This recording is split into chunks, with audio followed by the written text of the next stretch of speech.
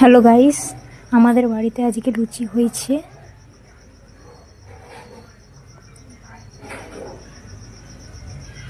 লুচিটা বেলা বেলা হচ্ছে, সব হয়নি, বাকি আছে এখনো। এটা তো হয়ে যাবে, লুচি তো তাড়াতাড়ি হয়ে যাবে।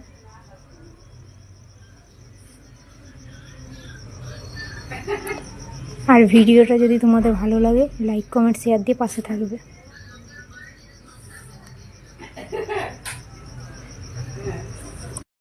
আমাদের বাড়িতে ফুলকো ফুলকো লুচি ভাজছে। তোমরা কে কে খাবে চলে আসো। ফুলকো ফুলকো লুচি আর আলুর দম।